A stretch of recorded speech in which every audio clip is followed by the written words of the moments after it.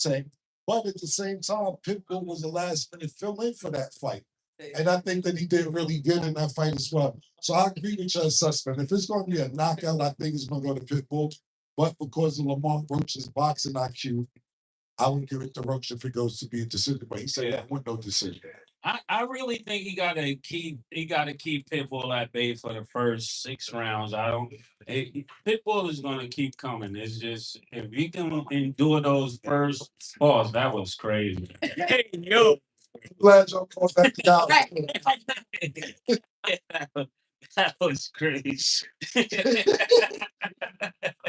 Yeah, Pitbull is gonna keep, pursuing the fight for the first 6 rounds. And if he can weather that storm, that's all it's gonna boil down to. You have to be able to weather that storm. Okay. So we'll see if he can Well, weather. the thing about it for me too, not to cut you off, it's like when you with these niggas, both of them are ready to be stars. Like you think about it, Pitbull wants to be the next Mexican star. Lamont Roach feels like he's being hindered because he didn't get the rematch Yeah. with Tank on a couple of his rise to stardom. So they both want to stardom really, really bad. So it's going to be a great fight. And I don't really see that much. Like, people, Yeah. like, like you're really angry. They Yeah. look kind of cool. Now, when Rolly was talking shit to Pitbull, You went 9-9. you see how that shit turned out. You went 9. I think Lamont has a real poker face when it comes. Doesn't matter who he's at the same demeanor all the time, so it's kind of hard to read him. But I seen with the Rolly situation, you don't really want to piss this guy off before the fight. Yeah. Okay, so Cam, you make a great point. You said they're both pretty cool, which we all see that, but we also know that they're both very super confident fighters, right? So do you guys feel like to be a boxing superstar, right? Do you think that you have to be a big trash talker, Mace? I think, yeah, I think you do, but then again, if you're greatly delusional, you do well at anything. People that are delusional do the best at most things. Cam, you do well.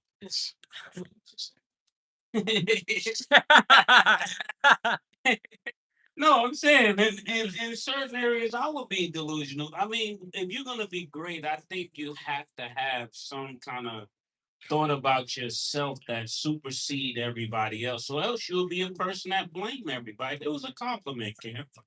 I don't say nothing you say to me personally. We wouldn't be friends if I took anything you say to me personally. You're my brother. I love it. Because if you think I'm delusional, what have you? Like it's something that's delusional. That's what it takes to be great, though. So when you ask that question, yes. When you think of Pitbull, he has that. But I think of people like Devin Haney. What do y'all think? What do you think when it comes to that? Okay. Or Ryan Garcia. Yeah. Any fighter that has that mindset that I think I'm better than everybody else normally perform well until they get hit in the head. Once you're in the head, pause, then all your confidence might go out the window. Clearly out the window. Yeah. Do you think you need to be a big trash talker to be a boxing superstar? To be a superstar, I would not say no, but it helps to think that you don't like your opponent. Like when I see fighters too friendly before the fight, I'm like, do these people like each other too much? But you see, I think, and I know it's not popular opinion, but Floyd sold lifestyle. He's talked a bunch of shit, and that's what made you want to come see him, whether it was to win or to get his ass kicked. He sold the fight. Yeah. You got somebody that's like right now, Terrence Crawford. He doesn't talk a bunch of shit unless you talk shit to him. But his fighting made him into the superstar that he is. So you don't necessarily need to be, but I want to believe that the two fighters don't like each other going into the fight. I don't want to see a bunch of kumbaya before the fight. And I hate in between rounds when they give each other fives. Like, yo, good round. No, I don't want to see all that. I want to see two people generally don't like each other, fight each other. And if they get cool after the fight, then that's that. But I do think trash talking does help promote a fight. As far as being a superstar, that's the question I'm not sure. Fair. So Mace, when we sat here, you kind of asked people who they were rooting for. We heard a lot of Pitbull. So how difficult do you think it will be for Roach to handle fighting a Mexican star in Pitbull in front of over 10,000 mostly Mexican fans? I think it's like fighting somebody in their projects or when I think of this. And to be in San Antonio and to be fighting Pitbull, it's gonna be like fighting somebody in their on their block, on their turf. He's gonna have to be able to weather the crowd as well, because this crowd is clearly here for Pitbull. If you're here for Pitbull, make some noise again. They're here for Pitbull. They're not here for Lamont Roach. So, oh, you are? Okay, make some noise. And said, fuck you talking about. What do you say? Okay, I'll go with that then. Well, you're in another person's project with all of your buddies, but we don't. So we got to keep this going. What do you think, Killer? Yeah. So how difficult do you think it'll be for Roach when we're seeing a lot of Pitbull fans who came out here to see? When I spoke to Lamont, he wants that. He wants to turn Pitbull fans into Lamont Roach fans. And I think, and I think with the Tank fight, to me, no, not to keep going back to that, but that was his last fight. But I think is that he took some Tank fans home with him that night as well. Yes. He's been doing this for a long time, so I don't think it'll be that difficult. He's used to the lights. He knows what it takes, and he knows what he needs to do to win. So I don't think it'll be that difficult on the fight. The fight would be more difficult than the crowd, I believe. Right. And then you brought up the Tank fight. Both of these guys gave Tank some pretty tough fights. Y'all think Tank should fight the winner? Mace.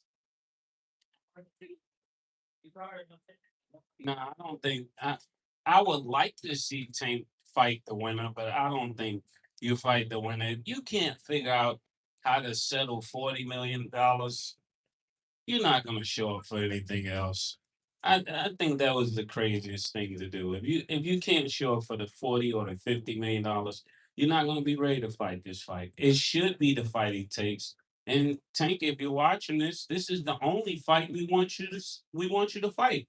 I don't want him just to fight the winner. I want him to fight Lamont Roach, not the winner.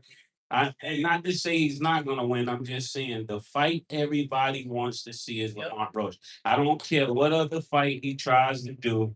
There's no way around this road.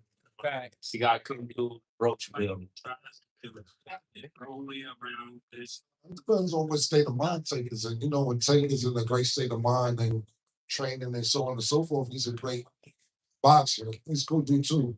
But Mace made a great point. I just don't know where he's at state of mind. Everybody definitely was waiting for that rematch with Lamont Roach. It didn't happen. He's supposed to fight Jake Paul. That didn't happen. It's legal trouble. That did happen. So I'm not sure where he's at. I don't want to do a bunch of, do you think he should? Do you think I hope he gets himself together, then we can see him box period. So that's that. Okay, and just remember, y'all, all the pay-per-view action will be available via PBC pay-per-view on Prime Video. So in the co-main, you have Cool Boy Steph versus Shock Foster. So y'all, Cool Boy missed weight by 2 pounds earlier. So Mace, what are your initial thoughts on that? Boy didn't make weight? Yes. Oh man. Well, I don't know. Last time I saw somebody not make weight, they had a hell of a left hook. So I don't know at this point what that 2 pounds is gonna be. Foster looked like he was gonna come to fight when he was on our show. He was talking about how much he wanted to fight. So I'm looking forward to that fight. But the fight I'm set on is Lamont Roach and and Pitbull. Pitbull. He made a great point. When Ryan threw a subliminal, he's basically trying to say when Ryan came in overweight, he looked really good coming in overweight. I'm glad that the Shock's still taking the fight. He don't have to do to take the fight because sometimes niggas be like, yo, he's overweight. I don't want to take the fight. So Matthew's still doing the fight. It seems like they genuinely don't like each other. So when I watched the press conference and then when we did talk to Shock, he said he doesn't like Cool Boy because he's too cool. He's like, name is Cool Boy. So what else was he supposed to be? Exactly. So they talked about each other's past and the path to get to where they were at and so on and so forth. So I'm really, really interested in this fight because I see that they genuinely don't like each other. I just wish that they both would have made weight. Yeah, you definitely Yeah, you definitely see it there. So Fulham is repping West Philly and Foster is repping Orange, Texas, which is like an hour away from Houston. So Mace, who got the better food, Houston or Philly? Oh, I don't know anything Philly got, but the cheesesteak. That What else? counts. The cheesecake, Cheesesteak counts. cheesesteak, Cheesesteak. cheesesteak. Yeah. Um, Houston got barbecue. What else they got? Tex-Mex. Fish. Trill Burgers. Shout out to Trill Burgers. I don't know. I don't know. Philly is like my favorite place to be in the whole world. So I don't know. I would go with Philly. Better food. Yeah, Actually, everything's bigger in Texas. So dude. I love Philly cheesesteak. That was crazy. You been No, I'm gonna walk off. I'm gonna walk off. you been waiting the whole time that you got cold early. Wait, right. Waiting the whole time. That was good. That's a slogan. I went to school in Texas. Man, so Cam, they got you on camera, Cam. Yeah. they got, Big in Texas. I'm gonna go with Texas, but I ain't gonna lie. I drive from New York to Philly just to get cheesesteaks. But I'm gonna go with Texas. Okay. So from what we've seen, Fulham's been real quiet and calm leading up to the fight. Foster seems a bit more agitated and ready to throw down, even though we're seeing the fire and the energy from both of them. So, Mace, who do you think is more confident heading into this fight?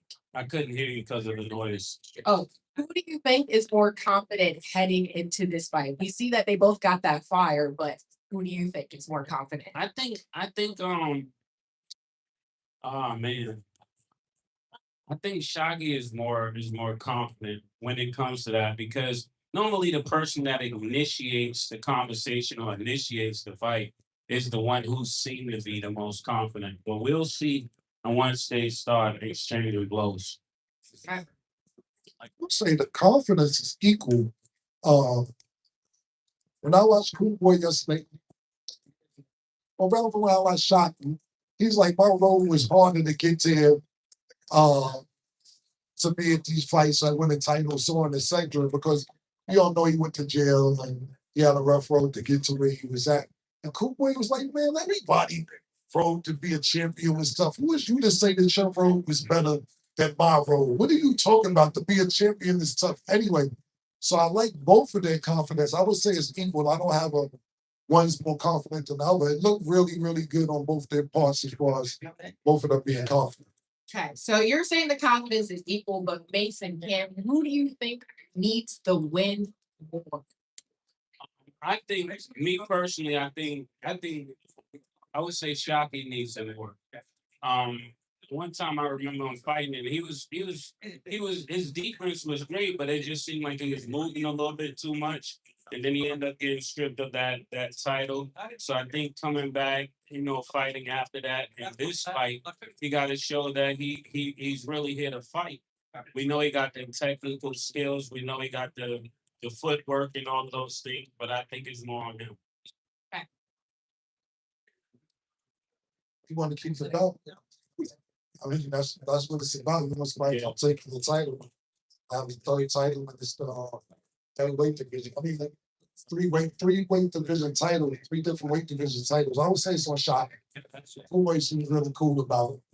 Okay, and then final decision, who do you think is winning this fight? Oh man. Man, you giving me You gotta choose. You don't have to choose, but you should choose. if I had to go with Title Town, I would pick I'm going with Shockey. Shockey?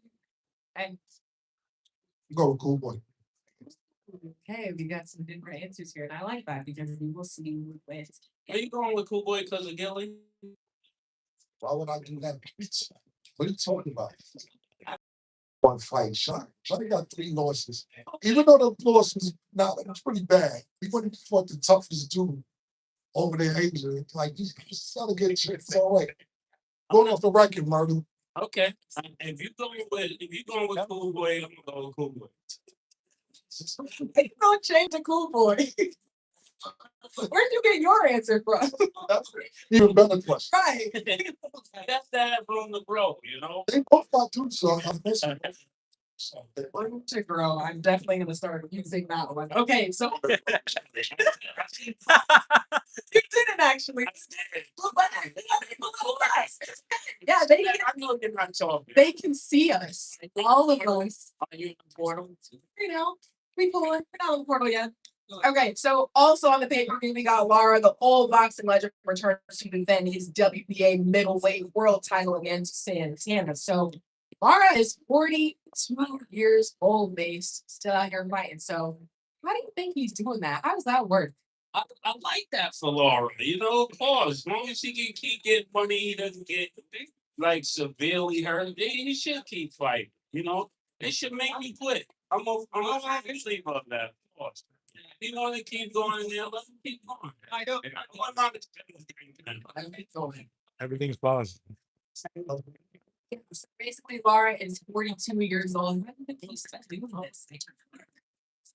Can't put a number on everybody. You know, if you're in shape, put George Foreman won the belt, what, 44, 45, you know, Hopkins Spencer about 50 years old. Not saying he's either one of them. But if you're in shape and you could do it, you're not going to put a number on your fighting career. But we're around that age, you got to make sure you're in shape, you eat right, you get your rest, so on and so forth. But if you can do it, you can do it. Of course, essentially always just taking care of yourself because they always do try to put a limit on somebody when they turn a certain age, but we're seeing it across all sports. You can do it at any age. So shout out to him. Okay, so Gonzalez is an aggressive fighter who we saw upset Jarrett Hurd. So Mason, do you think he could do the same against Lara? Oh yeah. So basically, Gonzalez is an aggressive fighter who upset Jarrett Hurd. Do you think he could do the same against Lara? Nah. I'm not going with that. Make sure you say it louder so they can hear it. I would say no. I'm going absolutely not. That really makes it. Laura's tough. I don't think that's what happened. Not at all. Yeah, Laura's not going for that. Yeah. 42 and 9. So kicking off the pay-per-view, we got Jesus Ramos takes on Shane Mosley Jr. for the interim WBC middleweight title. So a lot of people believe Ramos is a future star. He was sparring Terrence Crawford when he was still a teen.